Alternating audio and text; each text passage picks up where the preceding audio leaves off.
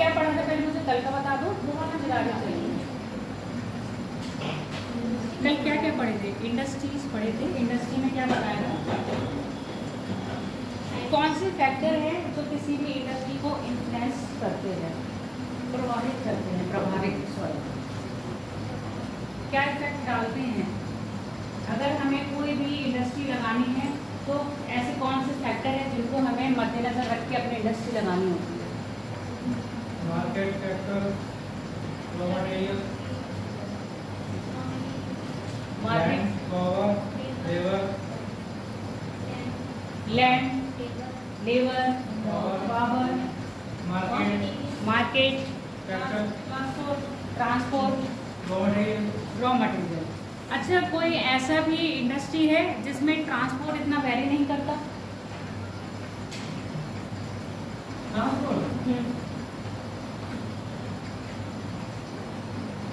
बिजली, light, power, मतलब बिजली बनती है वही तो ट्रांसपोर्ट का काम होता है, तो लाइट होती है। मैं ये कह रही हूँ कोई ऐसा उद्योग है जिसमें अगर हम उद्योग को दूर लगा दें और ट्रांसपोर्ट की सुविधा दे दें तो इतना इफेक्ट हमारे उस पर नहीं पड़ेगा, प्रोडक्ट पर, यानी कि उसकी अमाउंट इतनी ज़्यादा नहीं बढ़ेगी, बढ़ेगी इतनी ही नहीं बढ़ेगी।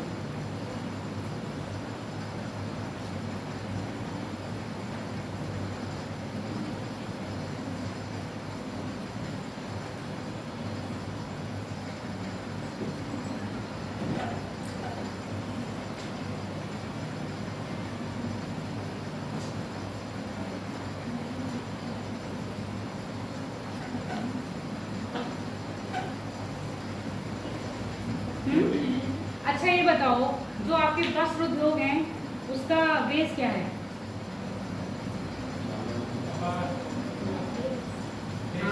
बेस मतलब कपास है। कपास कौन कौन से क्षेत्रों में हो रही थी? आज आल को बाल को पढ़ाने से पहले हम वस्त्र पढ़ेंगे।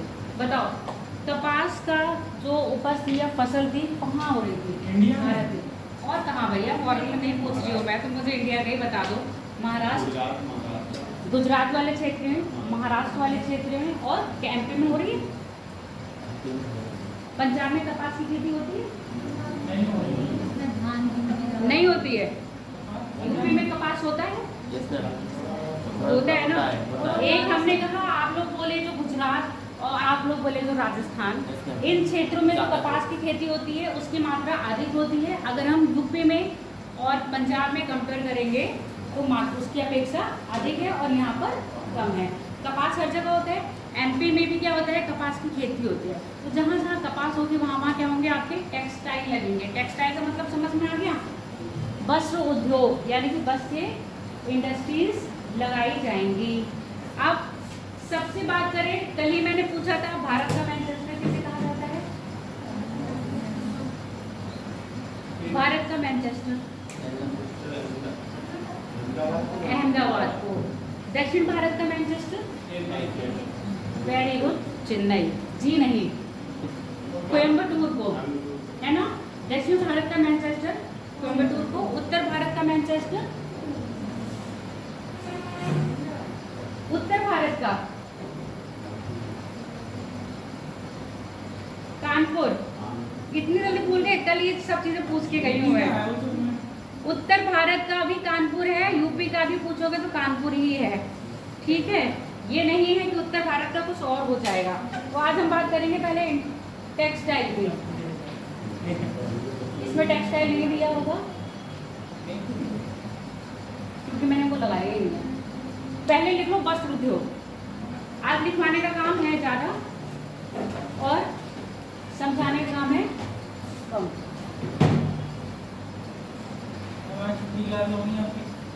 आ गया टेक्सटाइल। एक ही क्लास होगी। अब वो वाला शेड्यूल खत्म हो गया जो पहले होता था, छुट्टी ली और एडजस्ट कर लिया। अब एक ही क्लास होगी और बाकी 2 क्लासेस छुट्टी होगी। जो उस दिन मिजान से छुट्टी लिए थे तो 2 ही क्लास होगी ना आपकी। अब 6 हमारी लिखो, पहले टेक्सटाइल लिखो, वस्त्र उद्योग।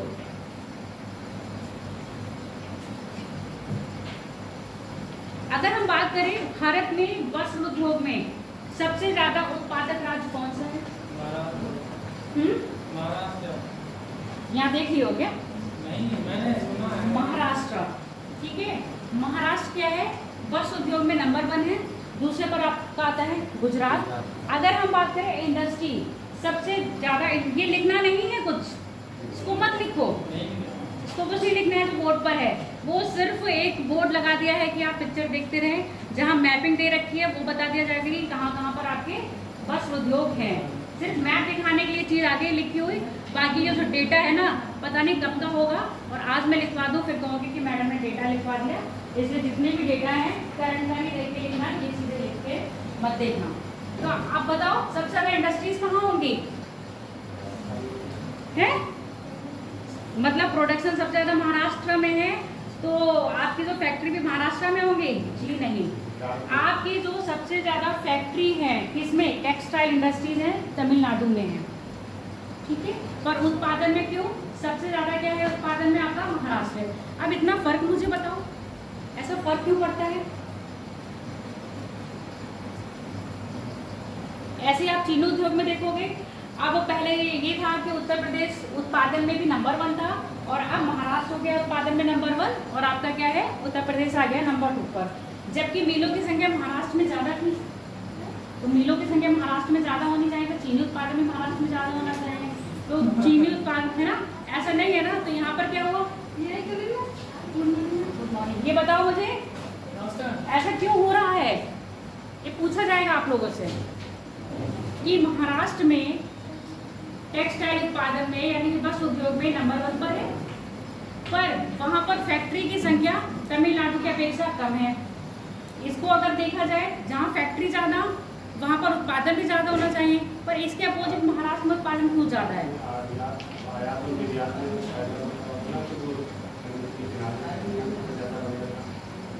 आयात निर्यात में फायदा, हम उत्पादन की बात करें भी, एक्सपोर्ट इंपोर्ट पर तो आएंगे नहीं। एक्सपोर्ट इंपोर्ट हमारा कब होगा? जब प्रोडक्शन हो जाएगा।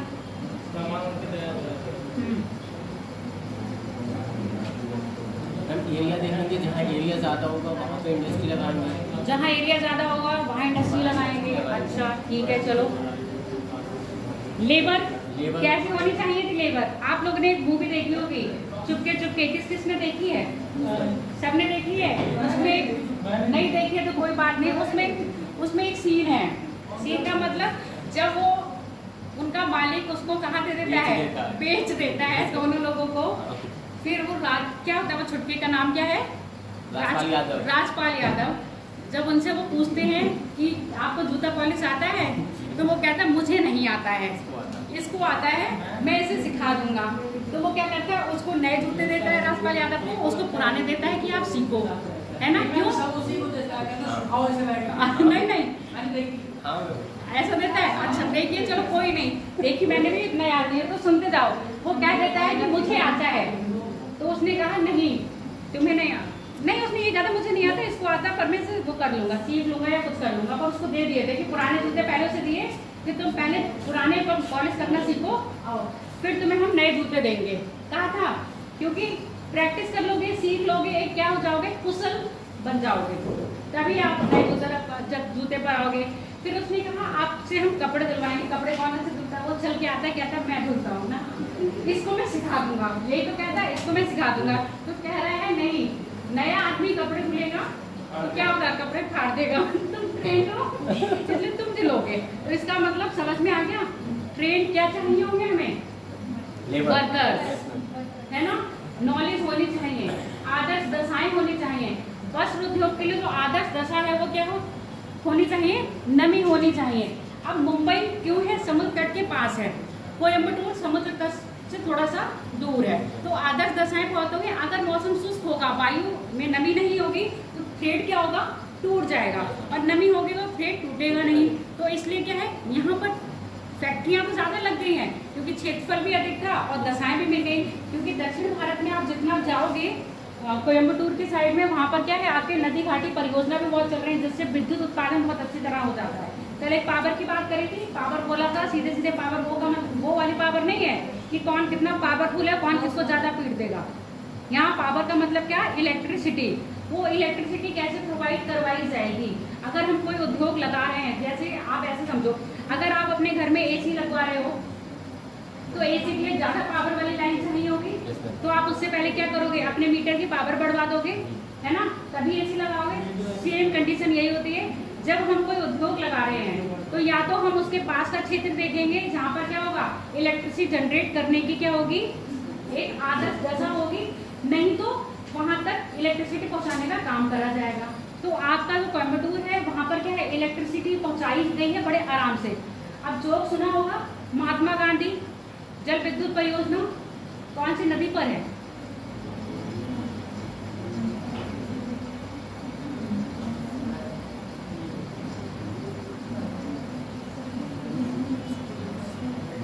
ये नदियों के ही अंतर्गत आता है, शरावती नदी पर है जोग जलप्रपात, उसी पर बना है आपका महात्मा गांधी जल विद्युत योजना। ये महात्मा गांधी जल विद्युत योजना जो करती है आपके वस्त्र उद्योग में जितनी भी इलेक्ट्रिसिटी चाहिए होती है इसको प्रोवाइड करवा देती है। एक बात होती है हैंडलूम की, एक बात होती है पावरलूम की। दोनों में अंतर बताओ मुझे, हैंडलूम और पावरलूम में। जब आप दुकान पे कपड़ा लेने जाते हो तो वो कहते हैं हैंडलूम है, ठीक है, दूसरा कहते हैं ये पावरलूम है। जो हैंडलूम होता है वो हाथ से बना हुआ होता है, जो पावरलूम होता है वो मशीनों से बना हुआ होता है। पहले हमारे यही बताया गया है, पहले क्या होता था, देश आजाद नहीं हुआ था, अभी कल पिछली बार बताया था कल की क्लास में कि अंग्रेज थे, यहाँ पर हम लोग क्या कर रहे थे, हैंडलूम बस तैयार कर रहे थे। विदेशों से क्या आ रहा था, पावरलूम, और हैंडलूम की अपेक्षा पावरलूम में बहुत क्या होती है, क्वालिटी होती है। आप कभी कपड़े देखोगे, साड़ी देखोगे या सूट देखोगे तो हैंडलूम वाले होंगे ना, नीचे उसमें गांठ मिलेगी, कटे हुए नहीं मिलेंगे, जबकि पावरलूम वाले में देखोगे नीचे आराम से बिल्कुल कपड़े के वो धागे नहीं दिख रहे होते हैं। तो ये क्या होता है, एक एक कपड़े को करते जाते हैं। तो पहचान क्या है हैंडलूम की और पावरलूम की, नीचे जब आप कढ़ाई देखोगे पीछे तो उसमें हैंडलूम में धागे दिखेंगे, जबकि हाँ लखनऊ की कढ़ाई देखोगे, चिकन की, तब भी महेश्वरी की साड़ियाँ देखोगे, चंदेरी की साड़ियाँ देखोगे। आप यहाँ पर अपने तमिलनाडु साइड में आप फेमस है कांचीपुरम की साड़ियाँ, ये साड़ी और हैंडलूम भी बनती है ये साड़ियाँ, और आपके पावरलूम भी बनती हैं।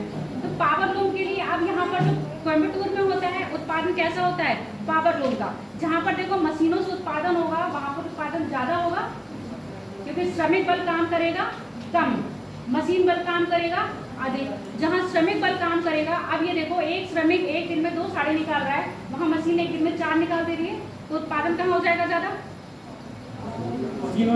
मशीन वाली जगह। अब महाराष्ट्र मैंने क्या बोला, उत्पादन में ज़्यादा है ना, वहाँ पर कुशल श्रमिक भी हैं, आदर्श दशाएं भी हैं, और पावरलूम का काम, मशीनी उपकरण ज़्यादा लगे हैं। जबकि कोयम्बटूर में आओ, वहाँ पर भी क्या है, इंडस्ट्रीज भी ज़्यादा है, मशीनी उपकरण भी ज़्यादा है, आदर्श दशाएं भी नहीं है, और श्रमिक की बात होती है। तो श्रमिक है ना, कुशल श्रमिक भी होना आवश्यक है। अगर ये सारी चीज़ें नहीं होंगी तो किसी उद्योग में क्या हो जाएगी, डाउन हो जाएगा। जब भी आप कोई उद्योग पढ़ोगे तो उसमें इम्पोर्टेंट फैक्टर क्या है उसको याद रखोगे, और उसके डाउनफॉल होने की प्रवृत्ति क्या कह रही है उसको भी रखना पड़ेगा। जैसे कभी भी आपने पूछेगा कि भारत की अर्थव्यवस्था में टेक्सटाइल उद्योग के महत्व को समझाइए तथा इसकी समस्याओं के बारे में व्याख्या कीजिए, तो आपको समस्याओं में सबसे पहले ये बताना पड़ेगा इसकी लोकेशन, वातावरण यानी कि जलवायु, तो इसकी प्रकृति जलवायु कैसी होगी, जहाँ पर आदर्श यानी कि वायु में क्या होगी, नमी होगी, वहीं क्या होगा आपके उद्योग कौन सा आपका, बस टेक्सटाइल उद्योग विकसित होगा। जहाँ पर नमी कैसी होगी, शुष्क होगी, वहाँ पर टेक्सटाइल उद्योग विकसित नहीं होगा। उसके बाद देखो कॉटन जब निकाला जाता है ना, तो हम लोग चले जाएंगे सोचे कि कॉटन में और कॉटन को झाड़ें उसमें से धागा बनाएं, तो ये काम हमारा नहीं है, क्योंकि हम इसके बारे में कुछ नहीं जानते हैं। और जब आपको पता है कि 9 से किया तो कच्चन में भी जाएगा तो क्या कर लेगा, बुरा हाल कर देगा। तो इसीलिए जब भी आप किसी इंडस्ट्री में लेबर को लाते हैं तो एक कुशल लेबर ही लानी चाहिए। तो कुछ फैक्टर जो पहले बताए थे इफेक्टिव करते हैं क्या, किसी भी उद्योग को बढ़ाने में, वही फैक्टर कहीं ना कहीं क्या करेंगे, डाउन करने में। फैक्टर सेम रहते हैं, बस आपको एक तरफ पॉजिटिव लिखना है, एक तरफ उनका निगेटिव लिखना है।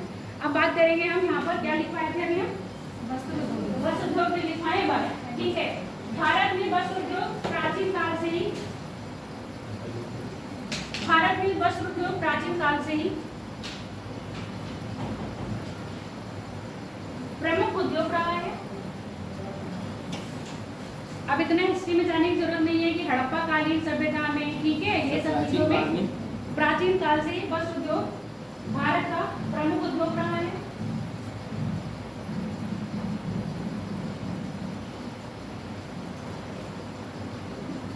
वस्त्र उद्योग का आधार पड़ाया सफेद सोना। क्या है सफेद सोना? वस्त्र उद्योग का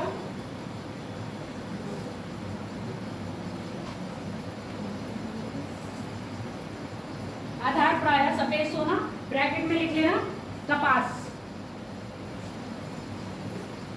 कपास है। वस्त्र उद्योग के लिए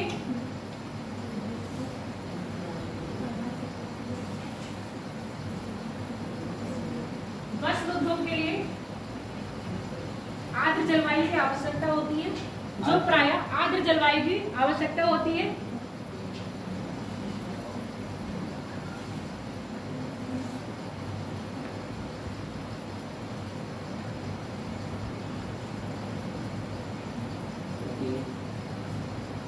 जो प्राय तटवर्ती राज्य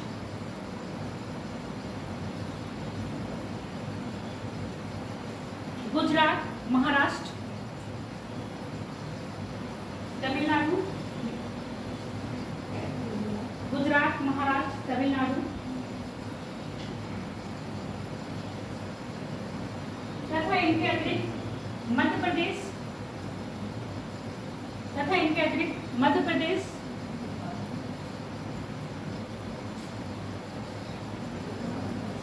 उत्तर प्रदेश, पश्चिम बंगाल।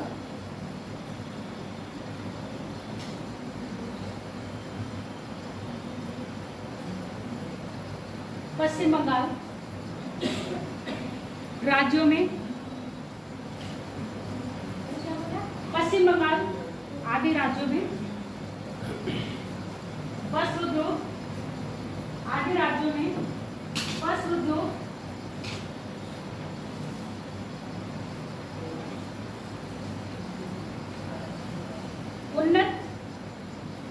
वस्त्र उद्योग उन्नत दशा में है।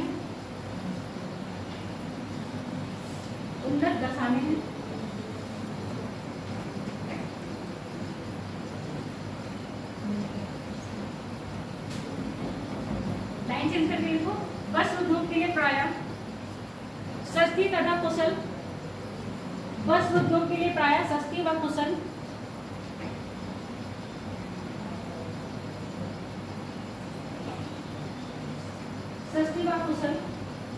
श्रम की आवश्यकता होती है। सस्ती व कुशल श्रम की आवश्यकता होती है।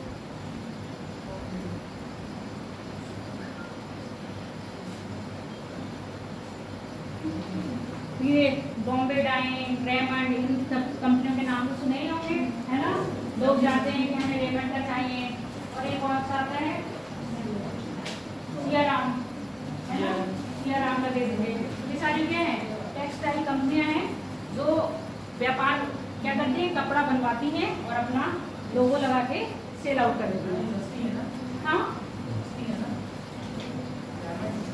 मुझे नहीं पता कितनी सस्ती, मैंने कभी नहीं खरीदा तो सस्ती होगी, है ना। चलो देखो, भारत में तमिलनाडु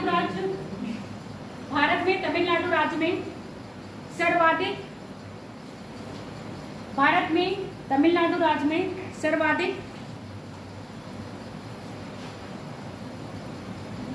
इंडस्ट्री, वस्त्र उद्योग की सर्वाधिक इंडस्ट्री है।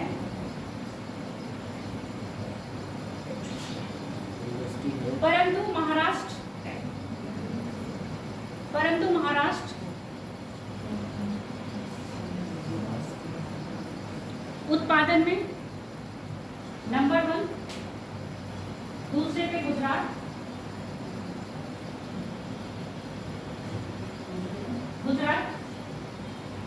तीसरे पे तमिलनाडु।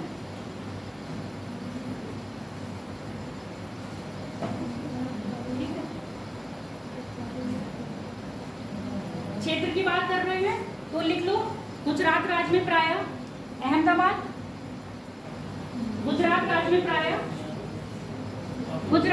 प्राय अहमदाबाद। गांधी जी का जन्म कहाँ हुआ है? पोरबंदर, सूरत। सूरत और किसके लिए फेमस है?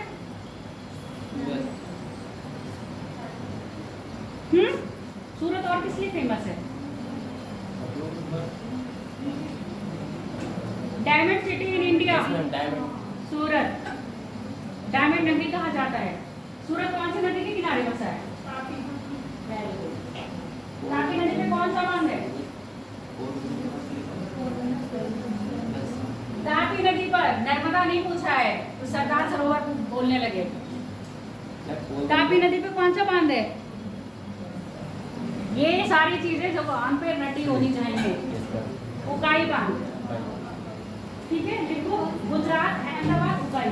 गुजरात अहमदाबाद लिख लिया, गुजरात में अहमदाबाद लिख लिया, पोरबंदर लिख लिया, सूरत लिखो।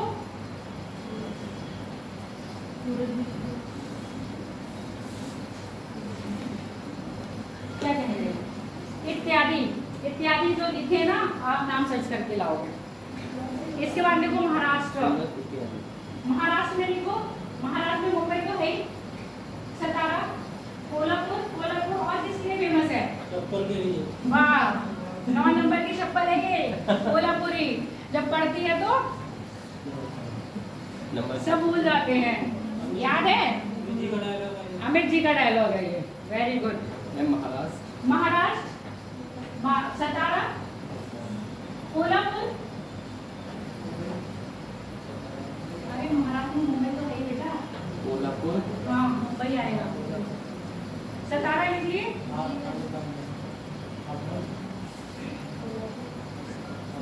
अब इतना ही कर लो, आगे मुझे नाम रिमेम्बर नहीं हो रहे हैं।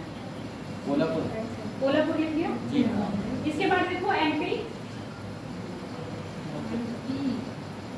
इंदौर, उज्जैन, देवास, जबलपुर।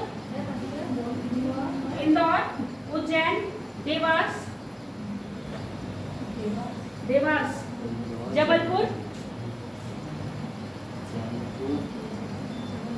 तीन हो गए, इंदौर, उज्जैन, देवास।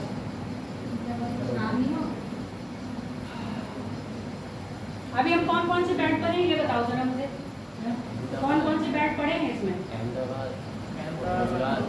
अहमदाबाद बैट पढ़े, गुजरात बैट पढ़े, बड़ोदरा भी आ रहा है इसमें। अहमदाबाद, बड़ोदरा बस में।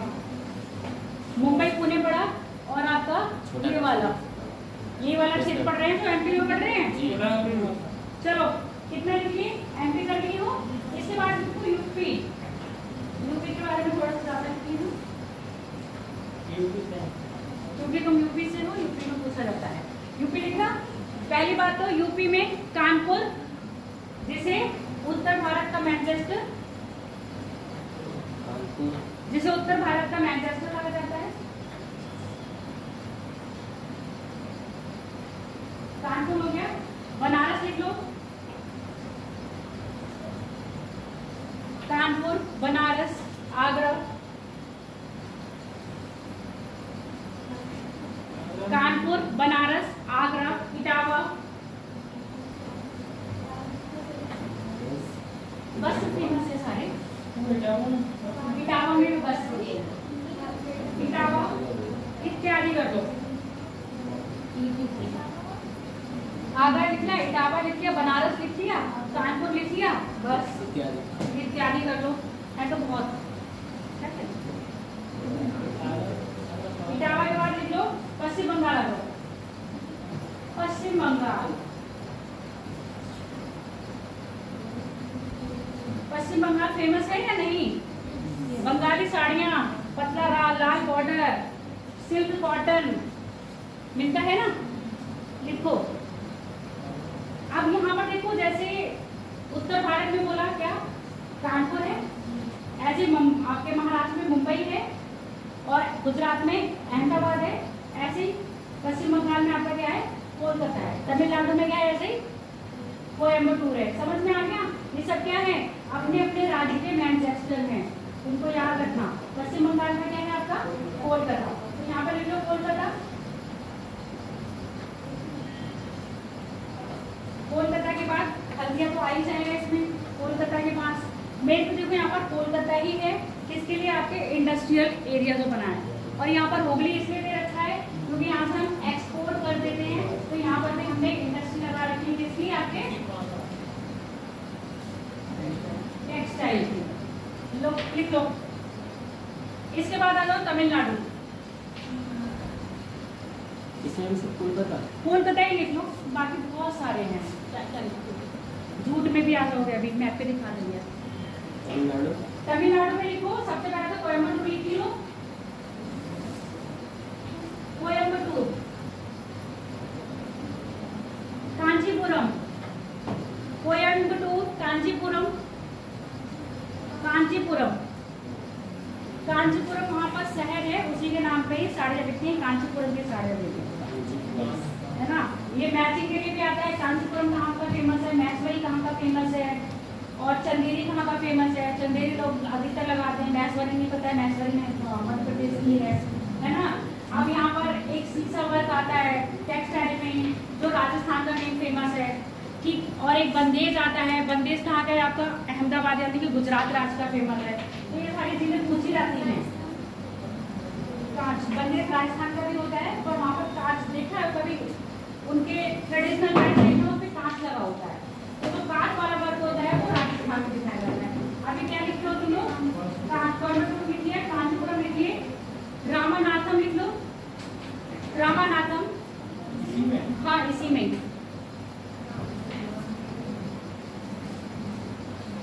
रामानाथम।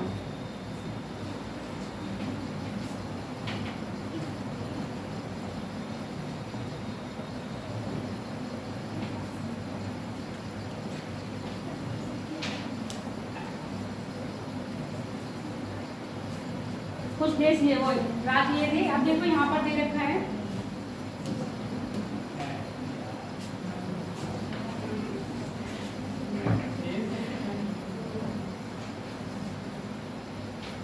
पर्पल से दिखाया है ना, वो जूट के लिए है। जो ये गोल से दिखाया है वो कॉटन के लिए है। जो तिरकोट से दिखाया है वो सिल्क के लिए है। और जो ऐसे दिखाया है वो वूलन के लिए है। अब मैंने पंजाब भी बोला था ना, पंजाब में भी लिख देना आपका अमृतसर है। पंजाब में अमृतसर, लुधियाना, अमृतसर लुधियाना पंजाब में।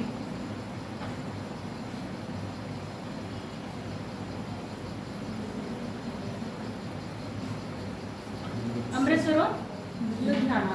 इसमें आपको एक बार देख लो, चेन्नई में आपके कॉटन और सिल्क दोनों का ही उत्पादन होता है। कानपुर में जूट का भी है, वूल का भी है और कॉटन का भी है। अहमदाबाद में किसका है? सिर्फ कॉटन का है। नॉर्मल पूछा जाता है तो ये चीज ध्यान में रखना। इंदौर में कॉटन, नागपुर महाराष्ट्र में कॉटन, सूरत में कॉटन, कोलकाता में जूट का भी है, सिल्क का भी है और कॉटन का भी है। गुवाहाटी में जाओगे तो किसका है? सिर्फ जूट का है, क्योंकि यहाँ पर जूट की खेती ज्यादा होती है। और पूछा जाएगा निम्न में से जूट की खेती में उत्पादन सर्वाधिक कहाँ होता है? तो आपके पश्चिम बंगाल में होता है। इसके बाद कहाँ ये कोयम्बटूर, कोयम्बटूर में क्या क्या है आपका? सिल्क है और कॉटन है। ऐसे ही आपका जो मदुरई है उसमें भी सिल्क और कॉटन है।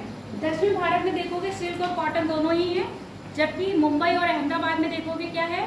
कॉटन है। समझ में आ गया? यहाँ पर आपके सिल्क कपड़ा भी बनता है, जबकि यहाँ पर आपके सिर्फ कॉटन बनता है, सिल्क नहीं बनता है। उत्तर भारत में बात कर रही है, यूपी में बनारस का सिल्क देखा होगा, तो यहाँ पर बनारस में क्या है? कपड़ा उद्योग। कपड़ा उद्योग में चाहे जूट का हो, चाहे सिल्क का हो, चाहे कॉटन का हो, चाहे वूलन हो, सभी आ रहे हैं। बस आपको ये याद रखना है पर्टिकुलर एरिया किस वस्त्र के लिए है, फेमस है। आगे बात समझ में? कॉटन कहाँ का फेमस है? आपका बंगाल का, अहमदाबाद का और महाराष्ट्र का। इसके बाद थोड़ा थोड़ा आपका किसका आ जाएगा? एमपी का भी आ जाएगा। पर जितना भी साउथ में जाओगे कॉटन के साथ क्या मिलेगा आपको? सिल्क भी मिलेगा। जितना भी पश्चिम में जाओगे सिल्क भी मिलेगा, कॉटन भी मिलेगा, एक प्लस हो जाएगा आपका जूट। आगे बात समझ में? तो ये चीज मैप पे दिखाने का मतलब यही था कि आपको ये चीज समझ में आ जाए। टेक्सटाइल में हम ऐसा अलग अलग नहीं पढ़ेंगे। टेक्सटाइल में हम जूट भी पढ़ रहे हैं, टेक्सटाइल में हम सिल्क भी पढ़ रहे हैं, और टेक्सटाइल में हम कॉटन भी पढ़ रहे हैं। ठीक है, आगे बढ़े। अगला देख लो, उद्योग देखो बहुत हैं। अब जो सीमेंट उद्योग है, सीमेंट ही कर लो पहले, सीमेंट लिख लो, इसको ज्यादा बताना ही नहीं है।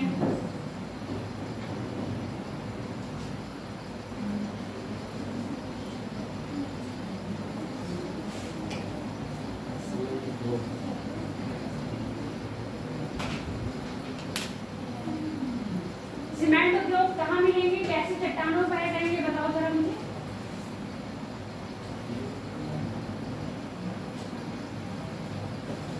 अरावली क्षेत्र में मिल जाएगा, मध्य प्रदेश में मिल जाएगा, मध्य प्रदेश में देखा जाए तो जबलपुर में। और अगर हम यूपी की बात करें तो हमारा दक्षिणी यूपी जो बुंदेलखंड से लगा हुआ है वहां पर मिलेगा। चुनार दादरी वाले क्षेत्र में आपको यूपी में मिल जाएगा। बस यहाँ पर देखते जाओ आपका जो क्या मिल रहा है, सीमेंट मिल रहा है, उसके क्षेत्र कहाँ कहाँ पर है।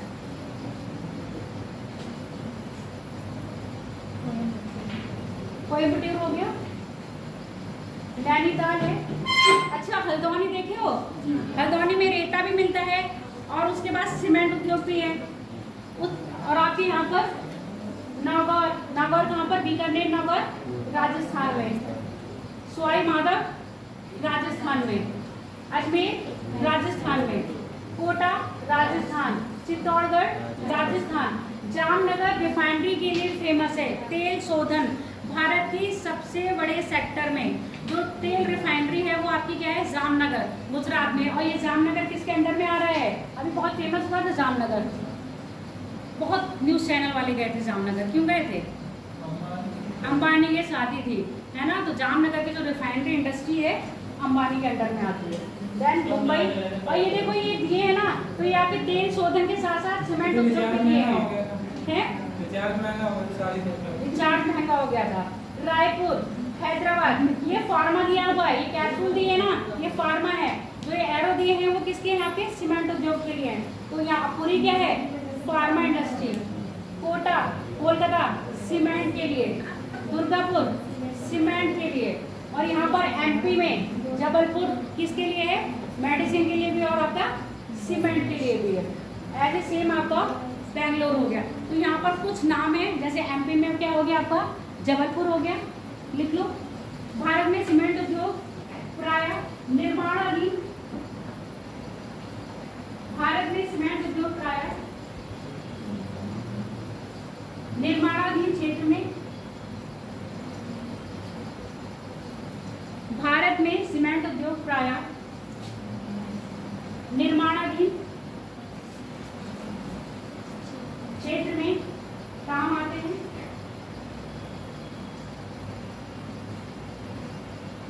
जो प्राय कौन से चट्टानों में मिलेंगे? रूपांतरित में, जो प्राय रूपांतरित चट्टानों से प्राप्त होते हैं। कायांतरित रूपांतरित सेम ही होता है। हाँ, जो प्राय रूपांतरित चट्टानों में प्राप्त होते हैं। भारत में ये मध्य प्रदेश के जबलपुर, भारत में ये मध्य प्रदेश के जबलपुर। यहाँ देखो अजमेर दे रखा है ना, अजमेर के आगे एक वो पड़ता है, नाम याद नहीं, वहाँ पर श्री सीमेंट इंडस्ट्री है, याद आ जाएगा मैं बता दूंगी।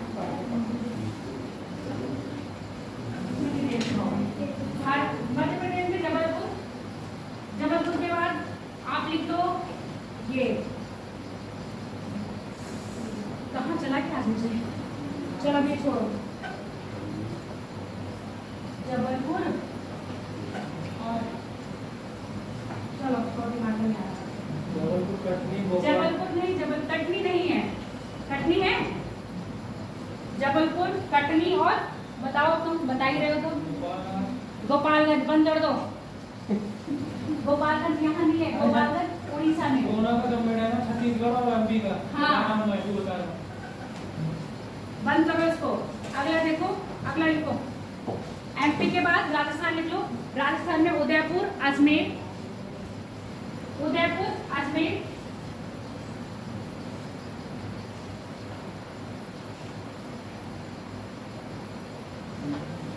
ब्यावर, जो अजमेर का क्षेत्र बता रही थी वही ब्यावर है। ब्यावर में श्री सीमेंट फैक्ट्री है। अजमेर के अंतर्गत ही आता है ब्यावर। ब्यावर डिस्ट्रिक्ट अजमेर लगती है। जैसे आपने यहाँ मंगोला लगता है ना पीलीभीत के अंतर्गत या गोरखपुर लगता है, ऐसे वहाँ पर ब्यावर लगता है। ब्यावर में ही आपका cement factory, Shri cement factory. इसके बाद लिखो उत्तर प्रदेश में चुनार, दादरी, उत्तर प्रदेश चुनार, दादरी,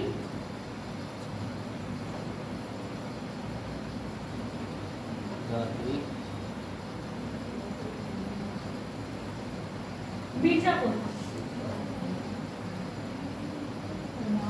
चुनार, दादरी, बीजापुर। सीमेंट उद्योग के बाद अगला कर दो, कौन सा करोगे? चीनी उद्योग, ये ज्यादा प्रसिद्ध है। चीनी उद्योग कर लो, चीनी उद्योग। ये प्रसिद्ध नहीं है, इनसे पेपर में ज्यादा नहीं पूछा जाता। पेपर में ज्यादा पूछा जाता है आपका इस्पात से, दूध से, वस्त्र से। चीनी यहाँ से इसलिए उठा लिया जाता है क्योंकि उत्तर प्रदेश आता है। चीनी उद्योग प्रायः कृषि आधारित उद्योग है। चीनी उद्योग प्रायः कृषि आधारित उद्योग है।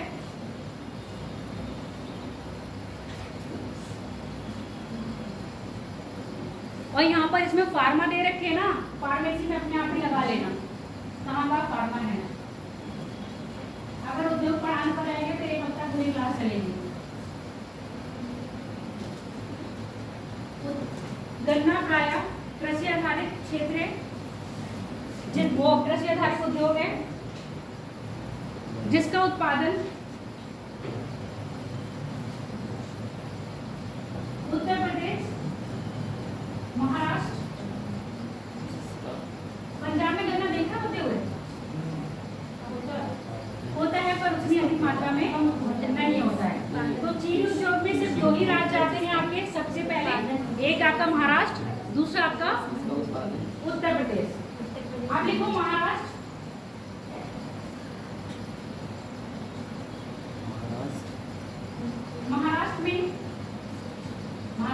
महाराष्ट्र में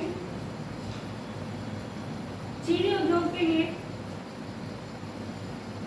चीनी उद्योग के लिए अधिकतर प्लांट्स मतलब फैक्ट्री है ना। चीनी उद्योग के अधिक प्लांट्स लगाए गए हैं। फैक्ट्री लिख लो, मैंने प्लांट्स बोल दिया। क्या हो गया? वो प्लांट पौधे समझ रहे हैं।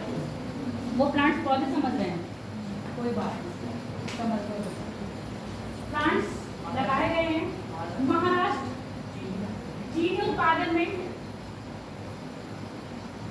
महाराष्ट्र चीनी उत्पादन में नंबर 1 अब आया है, पहले नहीं था। महाराष्ट्र चीनी उत्पादन में नंबर 1 है। महाराष्ट्र में प्रति एकड़ चीनी उत्पादन, महाराष्ट्र में प्रति एकड़ चीनी उत्पादन नंबर 1 है। नंबर 1 है। महाराष्ट्र में प्रति एकड़ गन्ना उत्पादन करना, चीनी नहीं, प्रति एकड़ गन्ना उत्पादन सर्वाधिक होता है, सर्वाधिक होता है।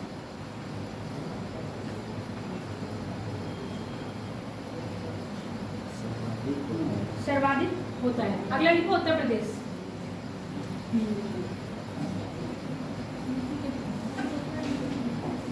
उत्तर प्रदेश प्रायः उत्तर प्रदेश में प्रायः गन्ना प्रमुख क्या है, ये नकदी फसल। अब यहाँ की है क्या, ये वहाँ की कैश क्रॉप होगी किसकी? महाराष्ट्र की। महाराष्ट्र की प्रमुख कैश क्रॉप कौन सी होगी? कपास।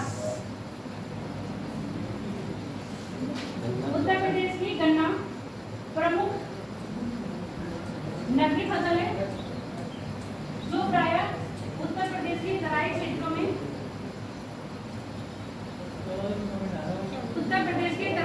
में बोई जाती है। गन्ना प्रायः उत्तर प्रदेश के तराई क्षेत्रों में बोया जाता है।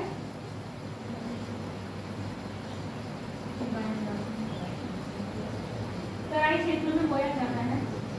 उत्तर प्रदेश के अंतर्गत गन्ना क्षेत्र सर्वाधिक है। कभी भी स्टेटमेंट में आएगा महाराष्ट्र में गन्ना क्षेत्र सर्वाधिक है, जबकि उत्तर प्रदेश में गन्ना क्षेत्र सर्वाधिक नहीं है। तो महाराष्ट्र की कंपेयर में उत्तर प्रदेश में गन्ना सर्वाधिक क्षेत्र में बोया जाता है, पर प्रति हेक्टेयर जो उत्पादन होता है वो महाराष्ट्र में ज़्यादा होता है। समझ में आ गया? क्षेत्रफल यहाँ पर गन्ने की फसल ने ज़्यादा घेर रखा है, पर फिर भी उत्पादन में यहाँ पर महाराष्ट्र के कंपेयर में कम है, क्योंकि वहाँ पर क्या है, टेक्नोलॉजी बहुत अच्छी है, इसलिए गन्ना छोटे से क्षेत्र में बहुत अच्छी क्वालिटी का होता है। उस गन्ने में चीनी की मात्रा अधिक निकलती है। गन्ना बहुत मोटा होगा तो चीनी अधिक निकलेगी ना, और यहाँ पर गन्ने की क्वालिटी क्या रहती है, पतली रहती है। तो प्रति हेक्टेयर उत्पादन अलग होता है कि 1 हेक्टेयर में 2 क्विंटल निकल रहा है, और यहाँ पर 1 हेक्टेयर में क्या है, सिर्फ 1.5 क्विंटल निकल रही है। तो कंपेयर करोगे, आपका 1 हेक्टेयर ही है, जो फील्ड है वो 1 हेक्टेयर में, वो 1 हेक्टेयर में कितना 2 टन दे रहा है, और यहाँ पर 1 हेक्टेयर में मिल रही है आपको 1.5 टन। तो उत्पादन ज़्यादा हो गया। अगर उत्पादन पूछा जाएगा तो प्रति हेक्टेयर उत्पादन में गन्ना सर्वाधिक महाराष्ट्र में होता है, जबकि गन्ने की फसल का सर्वाधिक क्षेत्र जहाँ पर आपके यूपी में है। समझ में आ गया? स्टेटमेंट ऐसे ही देंगे या उसको चेंज कर देंगे। क्या लिखे हो इसमें? सर्वाधिक है। अब यहाँ पर मिलों की बात करें, ये तो तुम उसमें यूपी की इंडस्ट्री में पढ़ोगे तब पढ़ लेना कि यहाँ पर मिल कहाँ है ना। सबसे ये आपका किसका टॉपिक है, ये यहाँ का ज्योग्राफी का टॉपिक नहीं है, इसमें ये इकोनॉमिक्स का टॉपिक है। आगे चलो, गन्ना हो गया। अब हम बात करेंगे कौन सा बचा उद्योग। जूट में तो प्राय पश्चिम बंगाल है, इसके अलावा कोई है ही नहीं। जूट लिख लो, अलग से लिखना चाहो तो। जूट में पश्चिम बंगाल, जूट में पश्चिम बंगाल उत्पादन की दृष्टि से सर्वाधिक, तथा उसके बाद असम घाटी, तथा उसके बाद असम घाटी। हाँ, जूट उत्पादन में सर्वाधिक। इसके उपरांत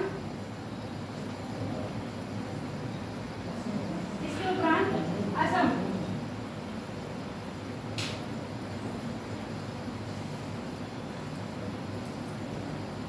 इसके उपरांत असम। जूट के बनते क्या है ये बताओ मुझे, कौन कह रहा बोले? बैग बनते हैं, और कभी कभी टॉय भी देखे होंगे, रस्सी बनती है, टोकरियां भी बनती हैं। ये सारे क्या है, जूट के उत्पादन में आते हैं। अच्छा ये बताओ, भारत की आजादी से पहले आपका जो पूर्वी बंगाल था और जो पश्चिमी बंगाल था सेम था। पश्चिम बंगाल पूरे विश्व में बात करी जाए तो जूट उत्पादन में नंबर 1 कौन है? पूरे विश्व की बात करी जाएगी तो जूट उत्पादन में सबसे नंबर 1 कौन है? बताओ चरण। चीन होगा, वो चीन की बात कर रहे हैं। बताओ, तो विश्व में चीन हो जाएगा? विश्व में चीन के अलावा और कोई देश नहीं आता है। अभी मैंने पूर्वी बंगाल था ना, पूर्वी बंगाल आज का क्या हो गया? बांग्लादेश। पूरे विश्व में जूट के लिए बांग्लादेश नंबर 1 पर है। इसको बताने का मतलब मेरा सिर्फ यही था, भारत की आजादी से पहले बांग्लादेश भारत का हिस्सा था, जो जूट उत्पादन में नंबर 1 था। पर कलकत्ता में कौन थे आपके? अंग्रेज। तो सबसे ज्यादा जूट इंडस्ट्री कहाँ हुई है डेवलप? कलकत्ता में। ठीक है, तो यहाँ पर जूट इंडस्ट्री सबसे ज्यादा है, परंतु जूट का उत्पादन कम हो गया है। कब से? भारत के विभाजन होने से। लिखो, आजादी से पूर्व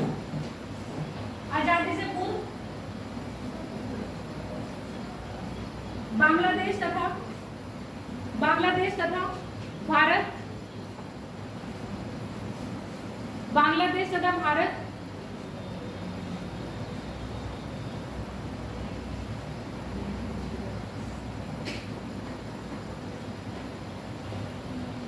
भारत का हिस्सा थे। भारत और क्या है आपका बंगाल, भारत में ही आते थे, परंतु क्या बोले थे? अच्छा, बांग्लादेश तथा भारत का ही अभिन्न थे। अखंड भारत था ना, परंतु भारत के विभाजन के बाद बांग्लादेश, भारत के विभाजन के बाद बांग्लादेश, और ब्रैकेट में लिख लेना पूर्वी पाकिस्तान। भारत के विभाजन के बाद बांग्लादेश, ब्रैकेट में लिखो पूर्वी पाकिस्तान, पूर्वी पाकिस्तान, पूर्वी पाकिस्तान सर्वाधिक जूट का उत्पादन करता था, सर्वाधिक जूट का उत्पादन, मैम ये इसी में है ना? हाँ, सर्वाधिक जूट का उत्पादन करता था।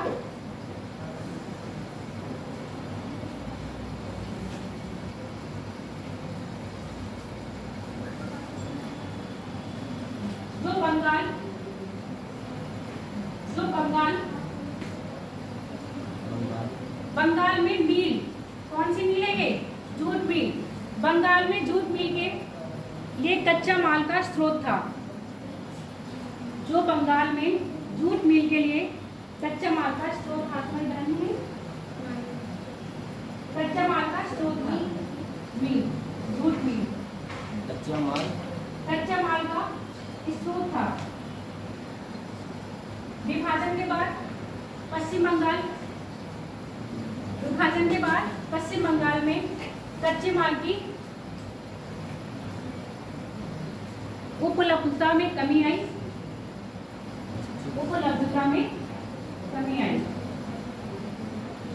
भारत के विभाजन के बाद जूट के कच्चे माल की कमी आई। ठीक है, जबकि इसके विपरीत पूर्वी क्या है, पाकिस्तान में मील की कमी आई। आगे बात समझ में, वहां पर उत्पादन ज्यादा था, यहाँ पर मील ज्यादा थी। अब जब बंटवारा हो गया तो उत्पादन वाला क्षेत्र अधिकतर वहां चला गया और मील वाला क्षेत्र वहां रह गया। तो जब देश आजाद हुआ तो समस्या आ गई, हमारे पास जो इतनी क्वांटिटी में क्या थी, मील थी, जितनी मील थी उनके लिए जूट उत्पादन क्या हो गया, कम हो गया। और वहां पर उन लोग के लिए नई समस्या क्या आ गई, उनके पास मील बहुत कम पहुंची, तो उत्पादन ज्यादा हो गया। तो उन्होंने क्या करी, मील डेवलप करी, हम लोगों ने जूट को डेवलप किया और भारत में जूट पता चल गया असम घाटी और कहाँ मिल रहा है आपके, पश्चिम बंगाल। और भारत में बात करें तो जूट का, इसके साथ आपका झारखंड और बिहार का क्षेत्र कौन सा, जो बंगाल से लगा हुआ है, वहां पर भी जूट की खेती होती है, पर उतनी मात्रा में नहीं होती है जितनी मात्रा में कहाँ होती है, आपके पश्चिम बंगाल में। हो गया। देखो ऐसे इंडस्ट्री बहुत है, रसायन, अभी आपके उर्वरा है, ये उर्वरा में पढ़ोगे तो उत्तर प्रदेश को ध्यान में रखना। एक आपका बरेली जो आंवला आ गया, जिसमें हमने क्या बताया था आपके कल, मेजर, माइनर और कौन से गौड़ बताए थे। तो गौड़ में क्या आपका बरेली भी आया था, और कौन से आए थे, बरेली क्यों आया था ये बताओ मुझे। बरेली में कौन सी इंडस्ट्री है मोहित,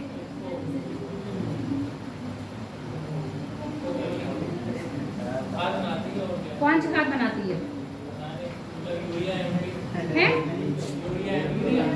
सीरियस होके जरा क्वेश्चन के आंसर दिया करो, ये दांत निकाल के मत दिया करो।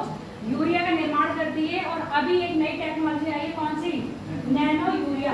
उसका भी प्लांट कहाँ लगाया गया है, आंवला। और उसके साथ आपका ये कौन है, उत्तर प्रदेश में यूरिया इंडस्ट्री कहाँ पर है, दूसरा बताओ, यूरिया इंडस्ट्री उत्तर प्रदेश में और कहाँ पर है, कौन बोल रहा है सजान, मतलब तुक्का मार लो, ऐसे मारो। अच्छा, सजानपुर जो रोजा कह रहे हो ना, वहाँ पर वो बिजली का प्लांट है, डीजल प्लांट है, उसका नहीं है, ठीक है। और जो आपका ओवरा प्लांट है वो फूलपुर प्रयागराज में लगा हुआ है, तो थोड़ा सीरियस हो जाओ पढ़ने के लिए।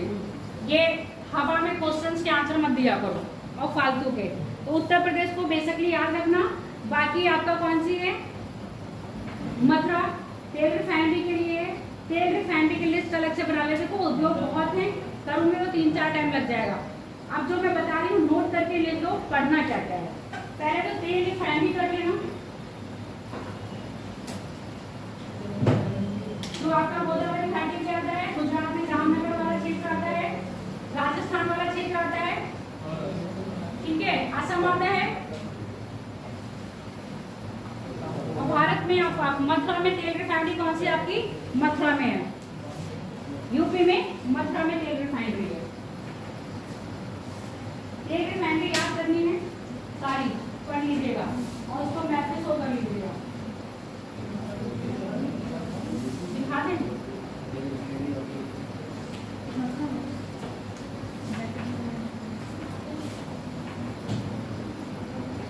सीमेंट हो ही गया, शिपिंग वाला कहीं। शिपिंग के लिए कहाँ है, अच्छा ये बताओ।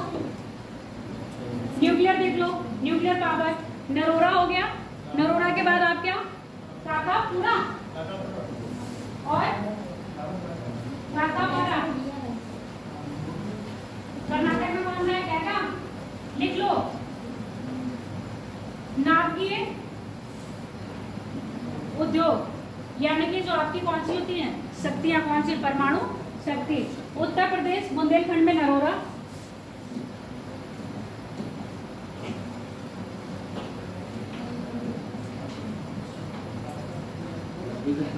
काकापारा गुजरात, तारापुर महाराष्ट्र, कैरा कर्नाटक। काकापारा गुजरात, ये मैचिंग के लिए आते हैं क्वेश्चन। काकापारा गुजरात, तारापुर महाराष्ट्र, कैरा कर्नाटक,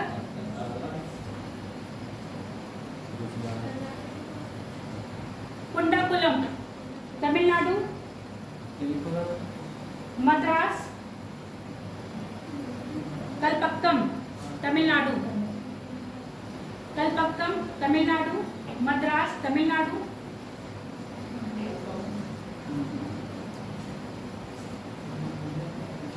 क्या ये बताओ, ये वाला जो बिजली उत्पादन है ये अच्छा है हम लोगों के लिए या बेकार है?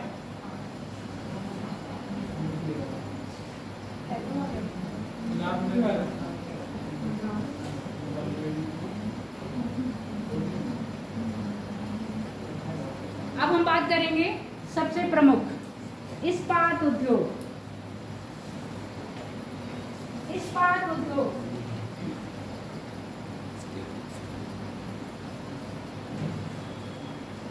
इसमें पहले लिख लो फिर आगे बात करेंगे।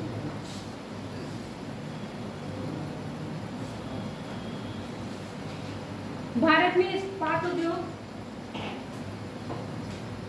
भारत में इस्पात उद्योग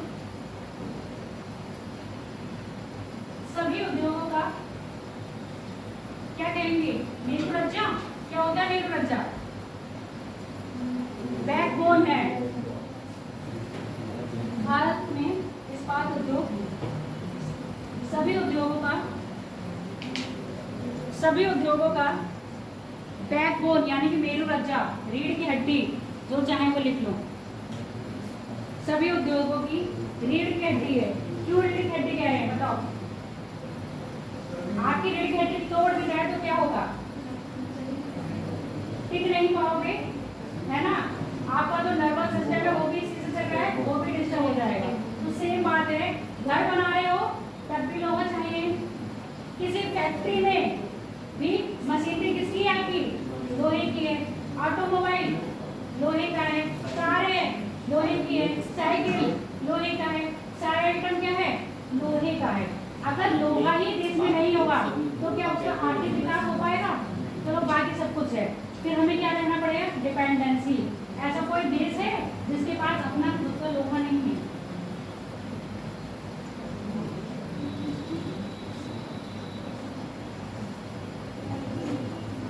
बताओ ऐसा कौन सा देश है जहां लोहा उत्पादन होता ही नहीं है, वो अन्य देशों पर निर्भर है? कौन बोला जापान? कौन बोला जापान? मोहित तो नहीं बोला है, तुम बोले हो वो भी देख के, मैं नहीं बोला, गूगल सर्च करके। मैं बोला ना, अगर मैं ही गलत। हाँ तुम ही गलत हो। मोहित ने बोला है, जापान जिसने बोला है सही बोला है। भारत का सबसे ज्यादा इस्पात जो एक्सपोर्ट होता है वो जापान को होता है। जापान में एक भी इस्पात कारखाना नहीं है, कहने का मतलब कच्चा उत्पादन नहीं है। यहाँ से लोहा कहाँ जाता है आपके? जापान में। जापान में लोहा इंडस्ट्रीज तो है पर वहाँ पर लोहे का उत्पादन नहीं होता है, कोई भी लोहे की खान नहीं है। यहाँ से लोहा जाता है, वहाँ से वो प्रोडक्ट बना के सेल आउट करते हैं। समझ में आ गया? तो अधिकतर जो भारत का लोहा निर्यात करा जाता है, निर्यात मतलब भेजना, जो एक्सपोर्ट करा जाता है वो किसको भेजा जाता है? जापान, और जापान के बाद दक्षिण कोरिया। भारत के सर्वाधिक लोहा निर्यातक देश पहला जापान हो गया, दूसरा क्या हो गया आपका? दक्षिण कोरिया। भारत में लोहा कहाँ कहाँ मिल रहा है? क्षेत्र बताओ जरा मुझे।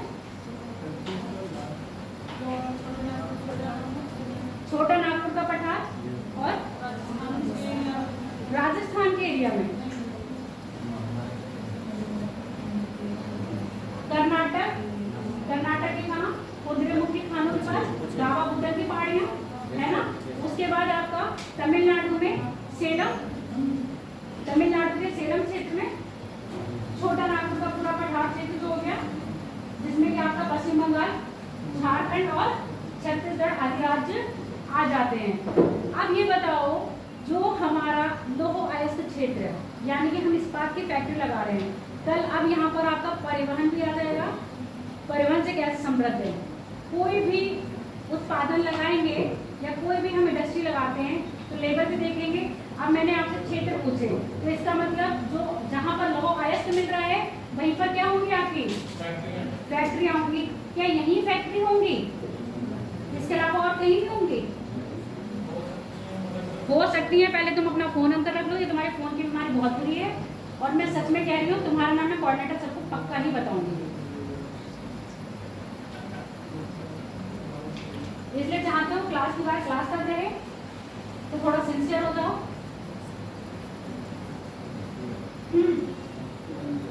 कोयला जो आपके लोहा इस्पात के कारखाने हैं सिर्फ यहीं लगेंगे और कहीं भी लग सकते हैं। लोहा उत्पादन के लिए, यानी कि जो आपकी लोहा इंडस्ट्री है उसके लिए कच्चा माल की आवश्यकता होती है। कच्चा माल क्या क्या है उसके लिए? कोयला, कोयला कौन सा वाला? कोकिंग कोयला, कोक यानी कि कार्बन, उसके साथ आपका मैग्नीज। ये वहाँ ये कच्चा माल किसके लिए आवश्यक होता है? आपके लोहे के लिए।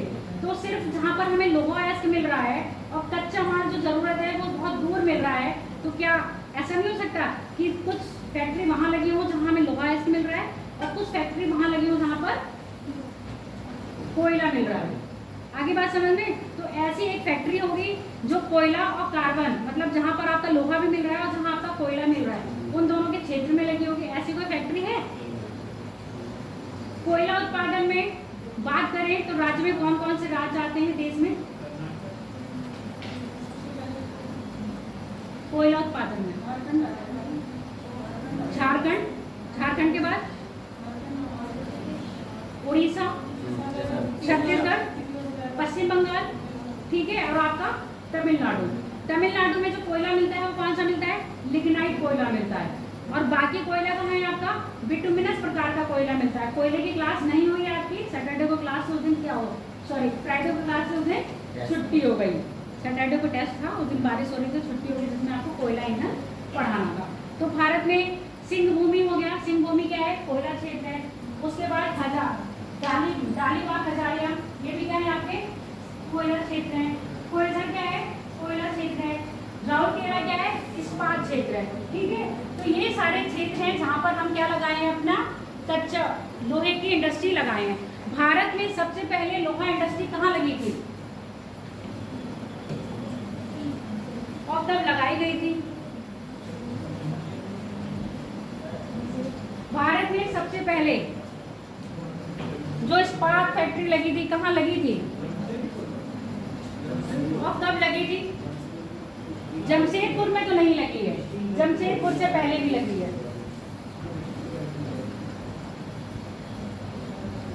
सर मैंने बता दी, राज आप बता दीजिए।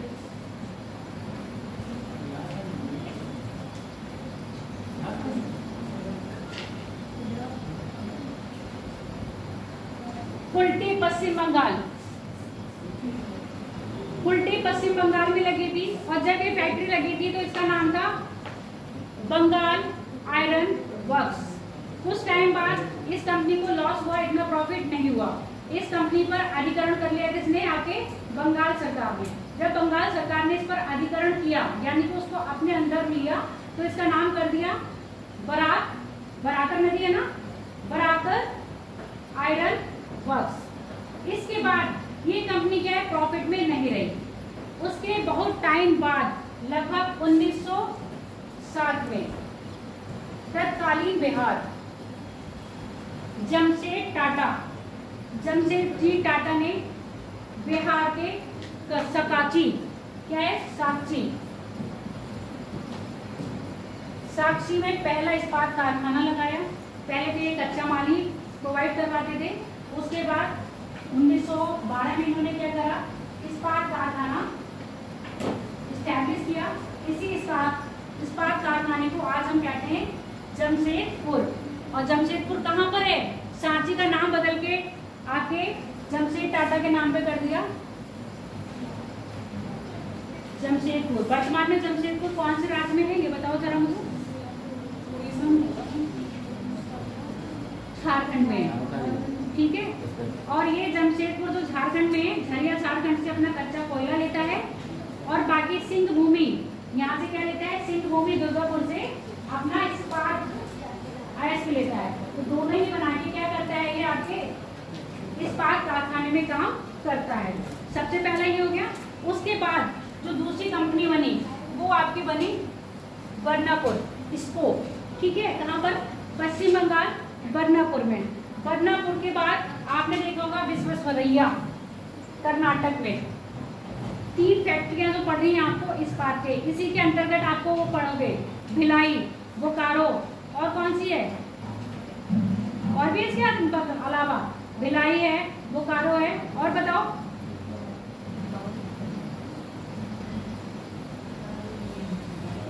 दुर्गापुर कहाँ है? दुर्गापुर पश्चिम बंगाल। भिलाई कहाँ है? छत्तीसगढ़। बोकारो कहाँ है? छत्तीसगढ़। चलो लिखो अब। भारत में इस्पात कारखाने की शुरुआत सन 1874 में,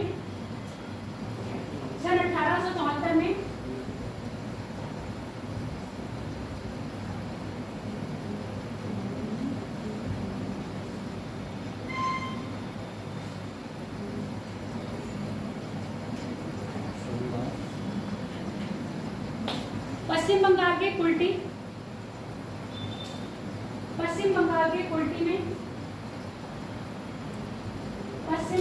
कुल्टी में पहला कारखाना स्थापित किया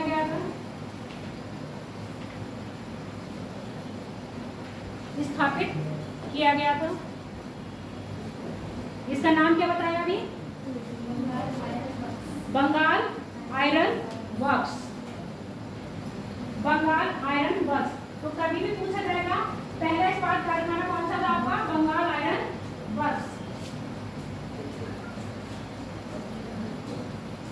घाटे के चलते बंगाल सरकार ने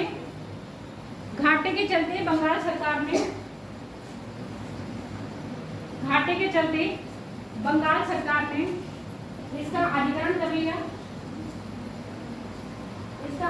कर लिया।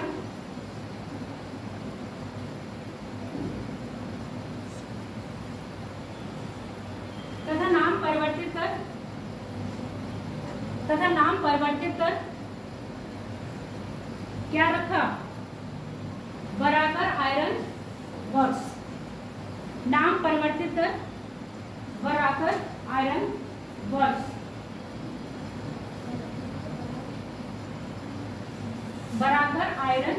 वॉच।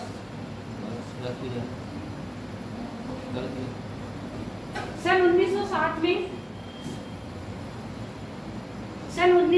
में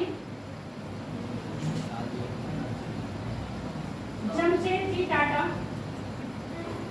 सन 1960 में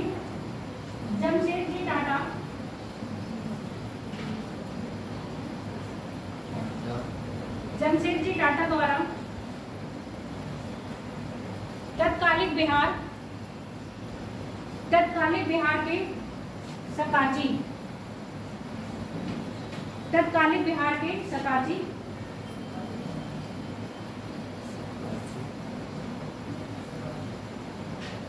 ब्रैकेट में वर्तमान जमशेदपुर झारखंड लिख लेना, ब्रैकेट में वर्तमान जमशेदपुर झारखंड।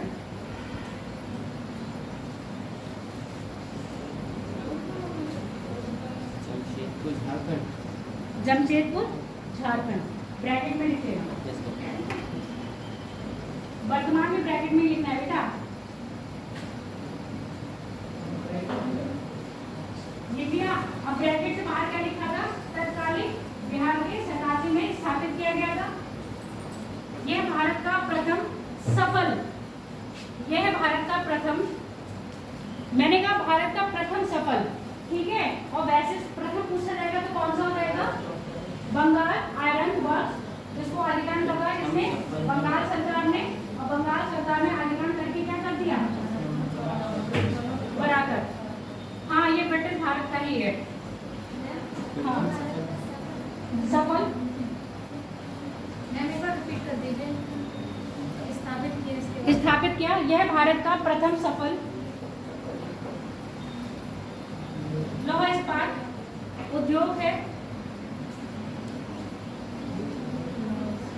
प्रथम सफल लौह उत्पाद उद्योग है, जिसे जो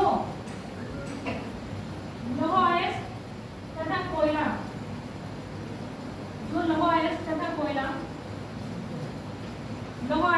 कोयला, क्षेत्र के मध्य में अवस्थित है। लौह अयस्क तथा कोयला क्षेत्र के मध्य में अवस्थित है।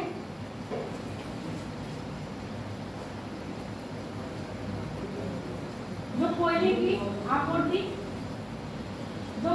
आपूर्ति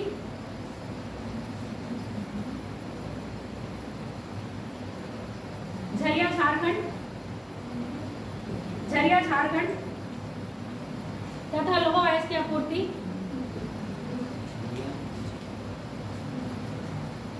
झरिया झारखंड तथा लौह अयस्क की आपूर्ति सिंहभूमि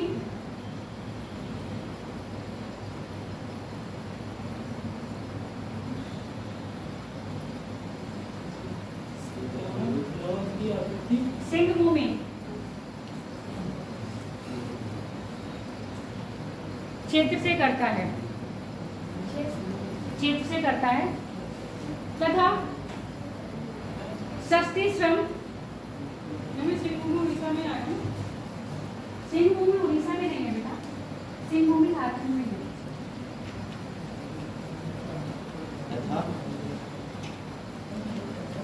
हाँ, तथा सस्ता श्रम बिहार तथा उत्तर प्रदेश से प्राप्त होता है। तथा सस्ता श्रम बिहार तथा उत्तर प्रदेश से प्राप्त होता है। सस्ता श्रम बिहार तथा उत्तर प्रदेश से प्राप्त होता है। तथा आयातित पत्तन, आयातित यानी कि आयातित निर्यातित पत्तन कौन सा हो गया आपका? हल्दिया। एक्सपोर्ट इंपोर्ट पोर्ट कौन सा है? हल्दिया पोर्ट। आयातित पत्तन, आयातित निर्यातित पत्तन कौन सा हो गया आपका? हल्दिया पोर्ट का सहारा लेता है। तो यहाँ पर तीनों चीजें आ गई। सस्ता श्रम कहाँ से मिल रहा है इसको? बिहार तथा उत्तर प्रदेश से। कच्चा माल कहाँ से मिल रहा है? झारखंड से। और आयात निर्यात के लिए हल्दिया। और जल आपूर्ति, दामोदर नदी घाटी परियोजना भारत की पहली नदी घाटी परियोजना है। कब स्टार्ट हुई थी बताओ? दामोदर नदी घाटी परियोजना भारत की पहली परियोजना कब स्टार्ट हुई? 1948। विद्युत आपूर्ति दामोदर नदी घाटी द्वारा, दामोदर नदी परियोजना के द्वारा की जाती है। विद्युत आपूर्ति स्वतंत्र भारत की पहली परियोजना दामोदर नदी घाटी।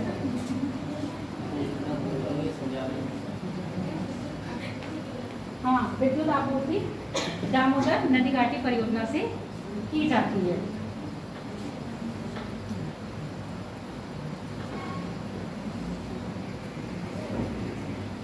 इसके बाद दूसरी फैक्ट्री कब लगी है आपकी? कौन सी बताई गई? इसको कहते हैं टिस्को। ब्रैकेट में शांति से हल्का सा नाम लिख लेना इसका, TISCO. TISCO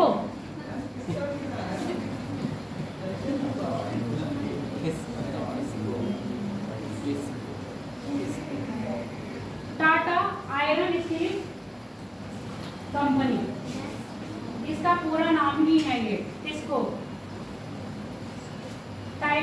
Tata iron steel company, TISCO.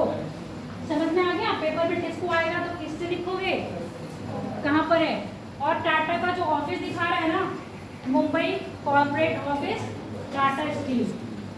Bharat में जितना भी आयरन सेल आउट किया जाता है सब सेल से किया जाता है। सेल के अंतर्गत जितना भी क्या करते हैं आपका गोरे का बेचा जाता है। अगला लिखो दूसरा, इसको वो लिखा है, इसको बर्नरपुर पश्चिम बंगाल में इसको की क्या हुई थी, शुरुआत हुई है। दिख गया इसको?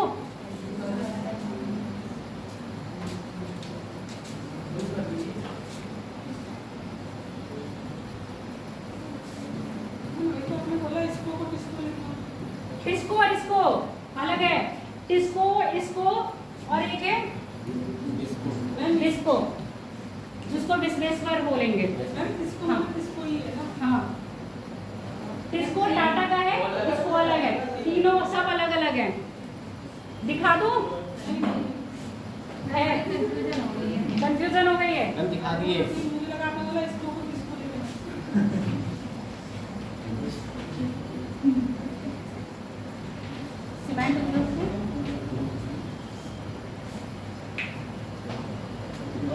अभी तो हिंडाल्को भी आएंगे। चलो इसको दिखाई नहीं दे रहा है, फिलहाल लिख लो। जो बोल रही हूँ वो लिखो। इसको की स्थापना, हाँ इसको की स्थापना, इसको 1923 बर्नरपुर पश्चिम बंगाल। कहाँ गया बोला मैं? बर्नरपुर पश्चिम बंगाल।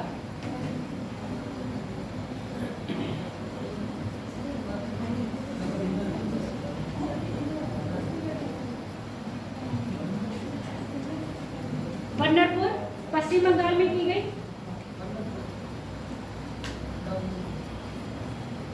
तीसरा है डिस्को,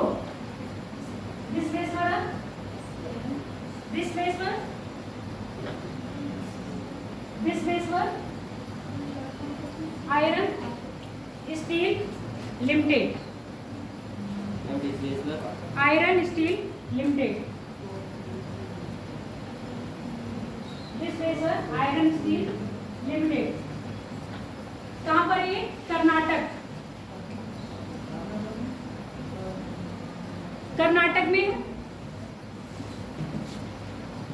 कर्नाटक में अभी बताई थी शरावती नदी, जिसमें कौन सी परियोजना चल रही है? महात्मा गांधी जल विद्युत परियोजना। महात्मा गांधी जल विद्युत परियोजना के तहत ये क्या करता है? विद्युत प्राप्त करता है। और कोयला क्षेत्र कौन सा था यहाँ पर? कुंद्रेमुख बाबा बुदन की पहाड़ियों से लोहा की प्राप्ति करता है। उसके साथ कोयला कहाँ पर है? तमिलनाडु सेलम जिले से कोयले की आपूर्ति होती है। तो ऐसे लिखो, विश्वेश्वर आयरन स्टील कर्नाटक राज्य में अवस्थित है। कर्नाटक राज्य में अवस्थित है। जो विद्युत आपूर्ति हेतु महात्मा गांधी जल विद्युत परियोजना, जो विद्युत आपूर्ति हेतु महात्मा गांधी विद्युत परियोजना तथा कोयला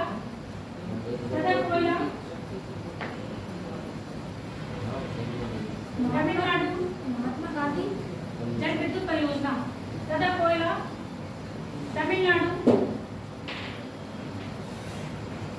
तमिलनाडु के नवेली क्षेत्र से तमिलनाडु के नवेली क्षेत्र से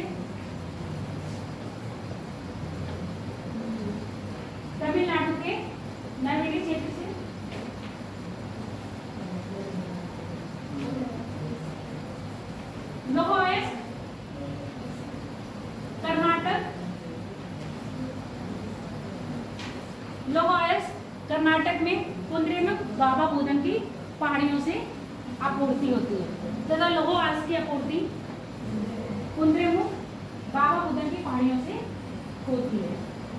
ये देखो जितने भी प्लांट थे सारे आजादी से पूर्व के थे।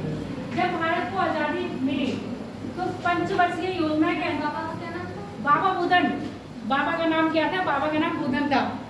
मेरी बाबा बुदन की पहाड़ी जिससे कॉफी मतलब कॉफी उत्पादन सर्वाधिक होता है और लौह भी होता है, लौह अयस्क भी होता है।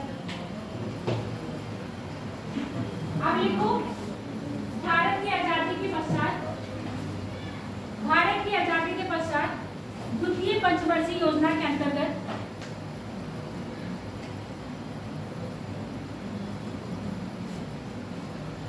भारत की आजादी के पश्चात द्वितीय पंचवर्षीय योजना के अंतर्गत लौह इस्पात क्षेत्र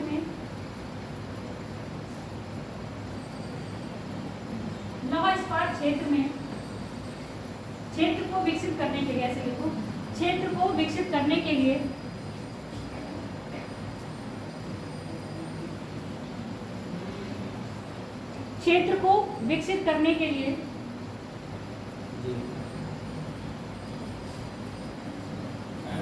भिलाई, क्षेत्र को विकसित करने के लिए भिलाई किसके सहयोग से करा है? यूएसएसआर। भिलाई की स्थापना रूस के सहयोग से, हाँ सोवियत संघ लिख देना, उस समय यूएसएसआर था। भिलाई की स्थापना सोवियत संघ तथा साथ ही साथ बोकारो, कहाँ पर है भिलाई और बोकारो? छत्तीसगढ़। तथा बोकारो की स्थापना भी यूएसएसआर के सहयोग से की गई।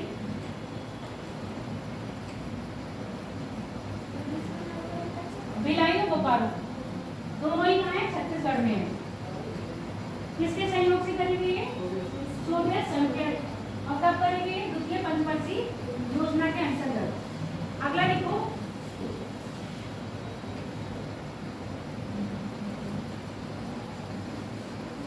दुर्गापुर पश्चिम बंगाल। दुर्गापुर इस्पात संयंत्र, ये सारे भिलाई इस्पात संयंत्र, बोकारो इस्पात संयंत्र और दुर्गापुर इस्पात संयंत्र। क्षेत्र याद रखना कहाँ पर है। दुर्गापुर इस्पात संयंत्र की स्थापना ब्रिटेन के सहयोग से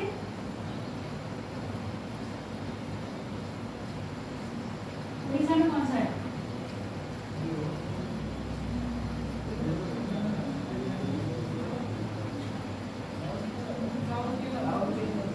राउरकेला। लिख लिया? दुर्गापुर पश्चिम बंगाल, ब्रिटेन के, उड़ीसा में राउरकेला।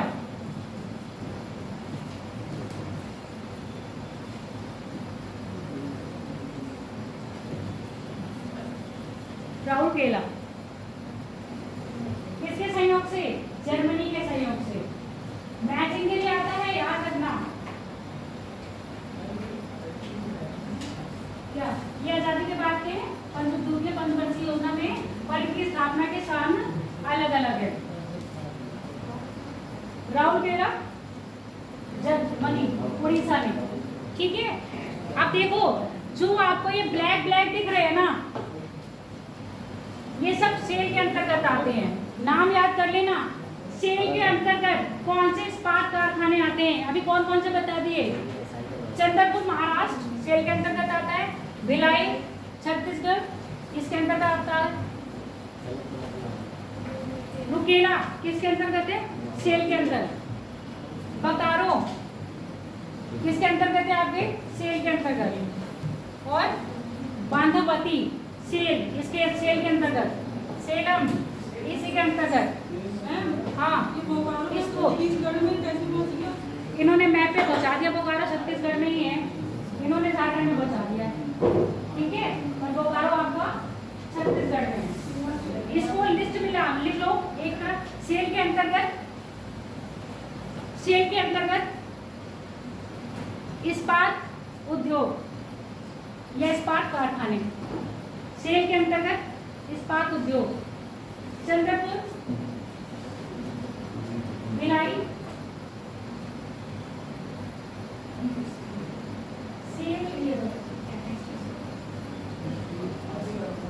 ऑर्गेनाइजेशन है गवर्नमेंट की।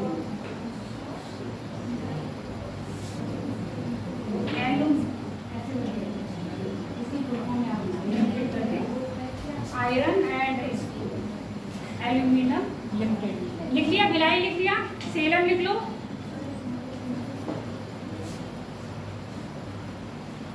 भिलाई, सेलम, दुर्गापुर,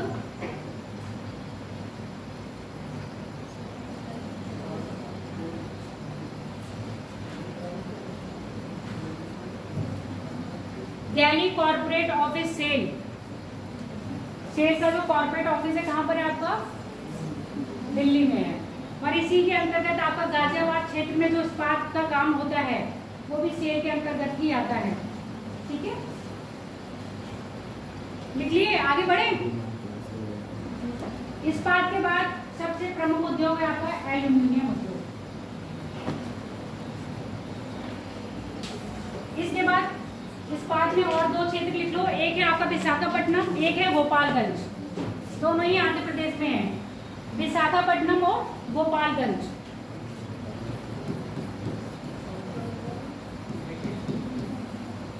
ये भी इस्पात क्षेत्र है बेटा।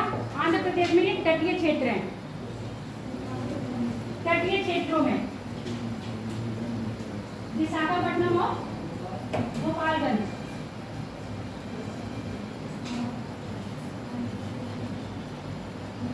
अब लिख लो एल्यूमिनियम उद्योग। अब ये याद हो गए ना आप लोगों को, इसको, इसको और एक है इसको। इसके बाद राउरकेला, भिलाई, बोकारो और दुर्गापुर। इनके क्षेत्र याद रखोगे। दुर्गापुर पश्चिम बंगाल, राउरकेला उड़ीसा, बोकारो छत्तीसगढ़, भिलाई छत्तीसगढ़। अगला लिख लो एल्यूमिनियम उद्योग। भारत में एल्यूमिनियम उद्योग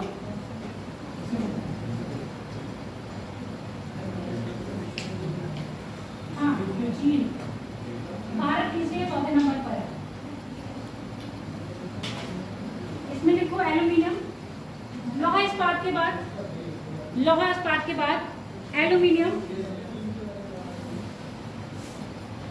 एल्यूमिनियम उद्योग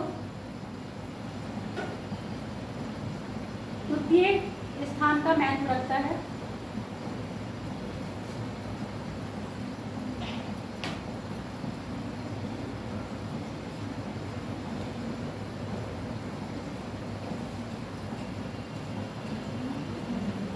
तृतीय स्थान का महत्व रखता है। भारत में प्रमुख एल्यूमिनियम क्षेत्र, भारत में प्रमुख एल्यूमिनियम क्षेत्र। अच्छा ये बताओ एल्यूमिनियम का प्रयोग कहाँ कहाँ होता है?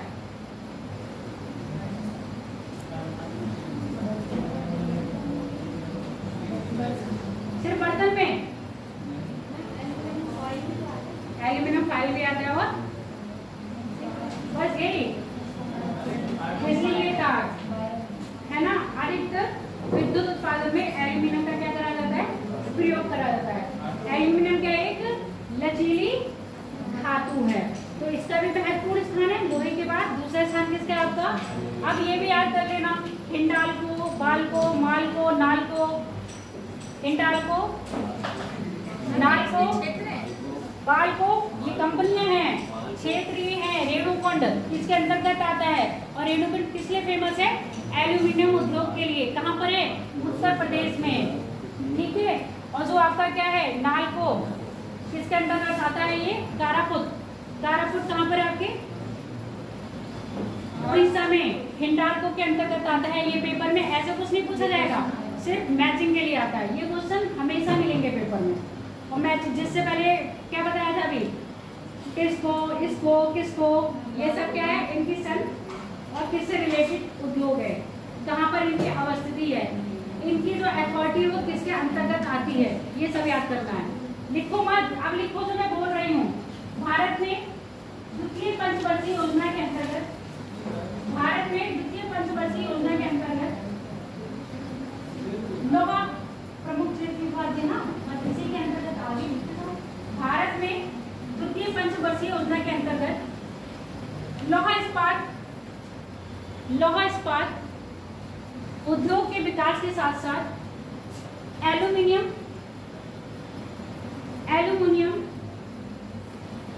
उद्योग के विकास पर भी जोर दिया गया।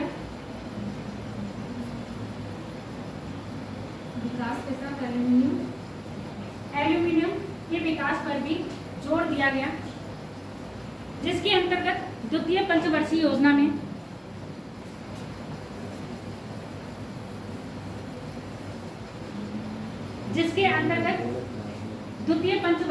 में हिंडाल्को के फुल फॉर्म बताओ जरा। हिंडाल्को के full form Hindustan aluminium company. Hindustan aluminium company के अंतर्गत द्वितीय पंचवर्षीय योजना में रेणुकुंड उत्तर प्रदेश और कारापुत उड़ीसा में 2 एल्यूमिनियम प्लांट्स लगाए गए। हीरा रेणुकुंड, हाँ, और कहीं कहीं जो आपका ये दिखा है ना कारापुत, कारापुत को कहीं कहीं हीराकुंड भी दे रखा हुआ, तो ब्रैकेट में हीराकुंड भी लिख लीजिएगा। लिख क्या रहे हो पहले मुझे बताओ। ये देखो ऐसे बना लियो, पहले तो बोल रही हूँ वो लिख लो। द्वितीय पंचवर्षीय योजना के अंतर्गत हिंडाल्को के द्वारा संचालित रेणुकुंड एल्यूमिनियम कारखाना उत्तर प्रदेश में, रेणुकुंड एल्यूमिनियम कारखाना उत्तर प्रदेश में, तथा अच्छा ये हीराकुंड का हिंडाल्को यहाँ है, हीराकुंड तथा हीराकुंड हिंडाल्को का है, तथा हीराकुंड उड़ीसा तथा हीराकुंड उड़ीसा में स्थापना की गई। एल्यूमिनियम के कच्चा माल क्या होगा? Very good. ये बॉक्साइट कहाँ से कंप्लीट पूरा करेगा अपना? बॉक्साइट के जो क्षेत्र बताए थे वो एमपी में बताया था, जबलपुर वाला क्षेत्र और यहाँ पर पलामू वाला क्षेत्र, हीराकुंड इनसे बॉक्साइट प्राप्ति करता है। और जबकि आपका ओडिशा में भी बॉक्साइट के क्षेत्र है, छत्तीसगढ़ में बॉक्साइट के क्षेत्र है। जो हीराकुंड परियोजना है वो किससे प्राप्त करेगी? बॉक्साइट इन्हीं से प्राप्त करती है। विद्युत आपूर्ति की बात रही तो रिहंद बांध परियोजना सुने हो, जो रिहंद नदी पे बनी है, जो आपका रेणुकुंड है वो रिहंद बांध परियोजना के अंतर्गत बिजली की आपूर्ति प्राप्त करता है। और महानदी हीराकुंड है, जो हीराकुंड नदी के द्वारा जो बांध बनाया गया है उस पर जो विद्युत परियोजना चल रही है उससे विद्युत आपूर्ति प्राप्त करता है। आगे बात समझ में? लिखोगे या नहीं? बोलोगे या नहीं? आगे बात में पढ़े लिखो क्या है? लिखो रेणुकुंड।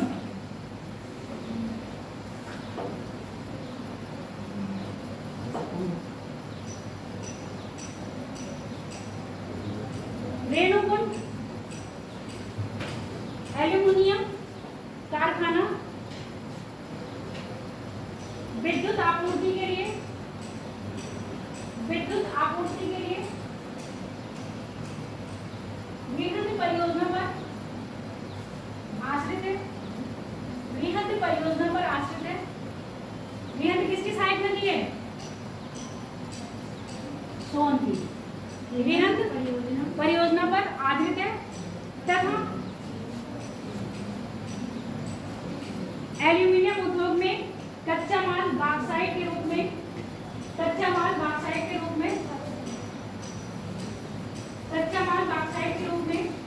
पलामू,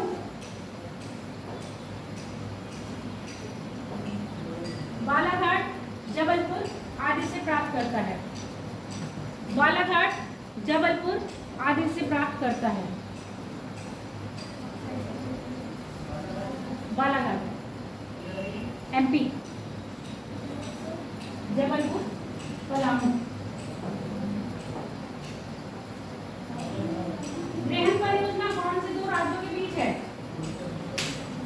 रिहंद परियोजना कौन से दो राज्यों के बीच है? उत्तर प्रदेश और मध्य प्रदेश। उत्तर प्रदेश की सबसे पहली दो राज्यों के बीच में ये योजना बनाई गई है, रिहंद परियोजना, जिससे क्या है, विद्युत उत्पादन में उत्तर प्रदेश और आपके MP दोनों ही राज्य लाभान्वित होते हैं। और रेणुकूट कहाँ पर है आपके? सोनभद्र जिले में। सोनभद्र जिला एकमात्र उत्तर प्रदेश का ऐसा जिला है जो 4 राज्यों से सीमा साझा करता है। अगला लिखो, हिंडाल्को में ही हीराकुंड। इस परियोजना इस उद्योग हीराकुंड एल्यूमिनियम कारखाना की स्थापना हिंडाल्को के अंतर्गत द्वितीय पंचवर्षीय योजना में की गई है। हिंडाल्को के अंतर्गत द्वितीय पंचवर्षीय योजना में की गई है।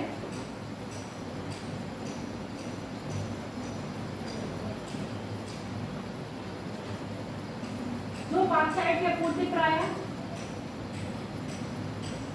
छत्तीसगढ़ राज्य से तथा बिजली आपूर्ति हीराकुंड जल विद्युत परियोजना से करता है। और भारत का सबसे लंबा बांध कौन सा है? हीराकुंड बांध। आपूर्ति छत्तीसगढ़। अगला लिखो, बाल्को की फुल फॉर्म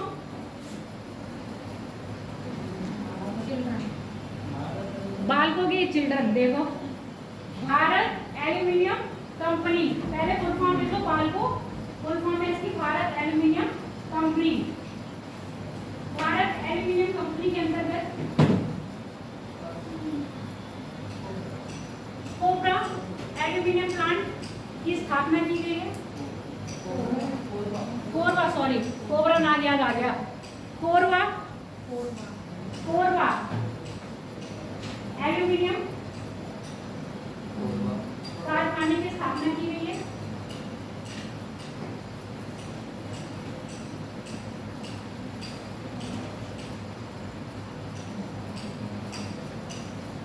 बस याद रखना, कोबरा यानी कि आपका कोरबा जो है, कोरबा को कौन कर रहा है?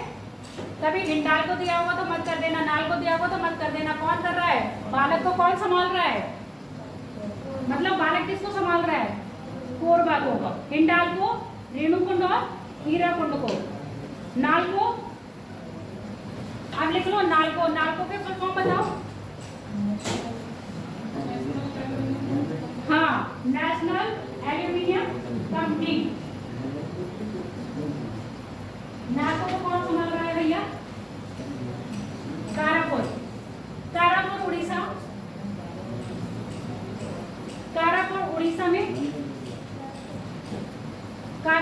उड़ीसा में एल्यूमिनियम प्लांट की स्थापना किसके सहयोग से की गई है?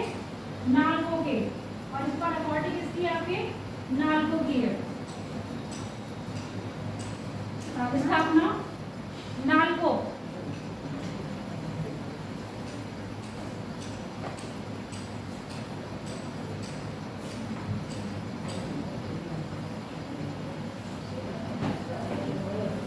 मालको, इंडेल, अलीपुरम, अल्लूपुरम सॉरी,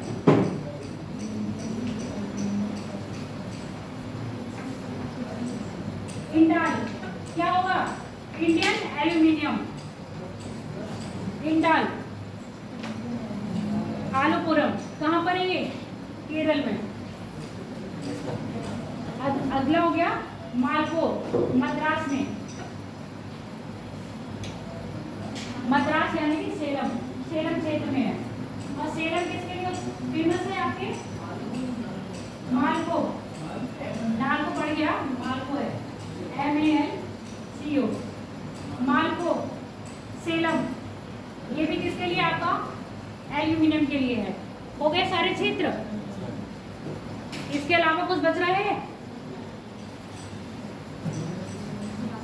इनको एज इट इज मैप पे बना लीजिएगा, कौन से कहाँ पर है। और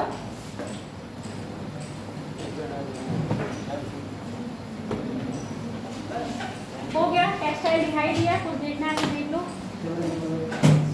इंडस्ट्रियल रीजन हो गए। चलो हो गई क्लास ओवर।